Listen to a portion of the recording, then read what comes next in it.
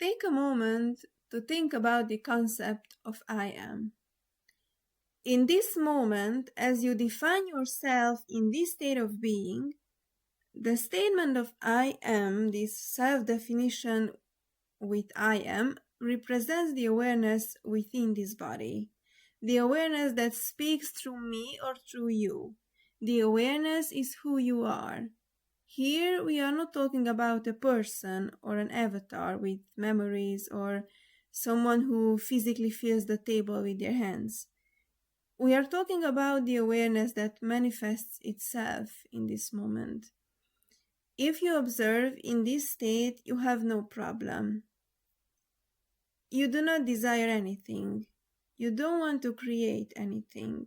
You don't want to manifest anything. You are simply in a state that is your natural state. And in this I am state, it is encoded within you that anything is possible, and indeed you have everything.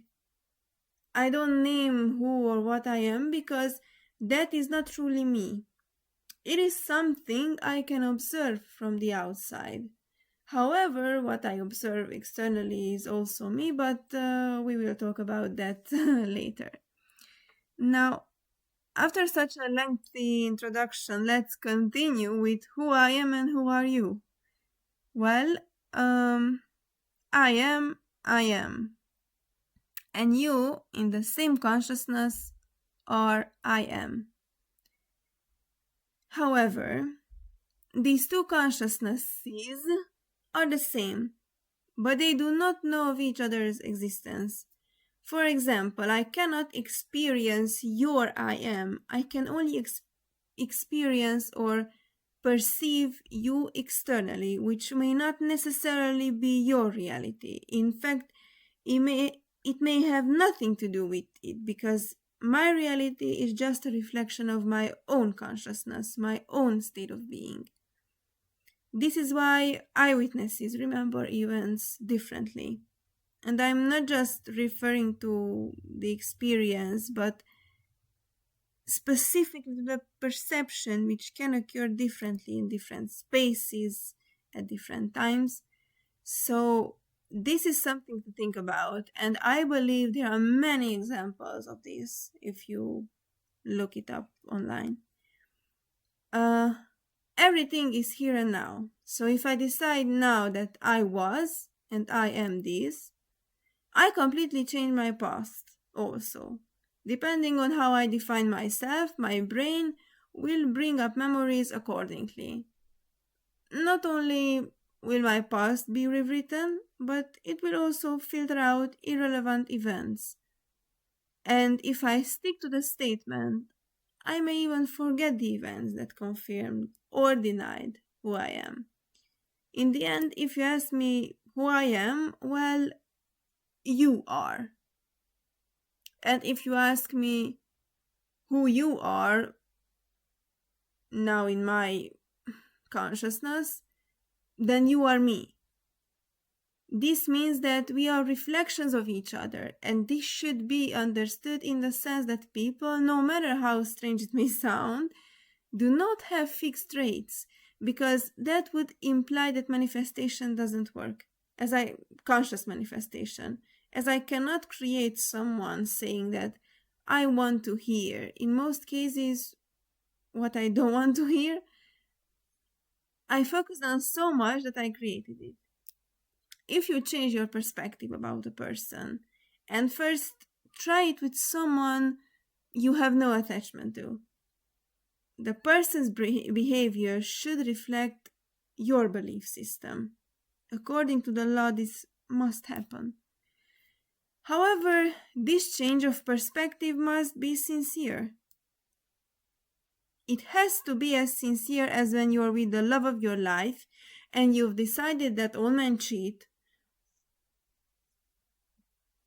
they are unfaithful, cannot commit. You didn't need any evidence for this. You decided.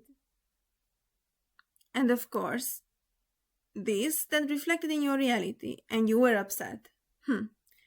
This needs to be taken the same way. This means that with a truly sincere change of perspective, the change of mind, you can get what you desire. But I also want to tell you, as a counterexample, what happens when someone expects another to change without changing their own perspective. So if that person is still the manifestation of your previous belief system, someone you defined as kind, good-hearted, faithful, it doesn't matter if they tell you how much they love you, how much they are devoted to you, that they will never cheat, that they love you the most. If you don't believe it anymore because you already changed your perspective, does it really matter? If you still deny its presence, why? Because you're afraid of disappointment. I was like that too.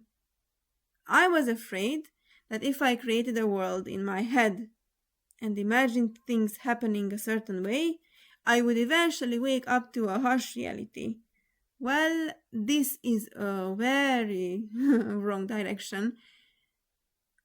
I wanted to talk about this in my first video on YouTube before we dive into more specific things. It would have me a lot back then. However, if it's a much more complicated situation, we know that no situation is more complicated except from your perspective, feel free to reach out, as that's why I'm here. No one is perfect, and we all have a topic that is more challenging due to past memories, experiences, and belief system. So I don't say to change suddenly and not think about anything else, because you will change, but you might still fall back because memories resurface, and you might feel like you're fooling yourself and that reality is an external place that has nothing to do with you, and so on. So this is not true. So until I upload a new video, if needed, listen to what I said several times, because there are really good thoughts here. Reflect on it. Think about how it appears in your life, because I can't know that. And I'm not saying at all that I'm the one who has to help you. In fact, that's why I'm going to talk in detail about the different topics, so you can solve them by yourself. However, if there are situations where you feel it's not working and you feel the urge, feel free to reach out to me. My darling, until then, I wish you the best of the best. Bye.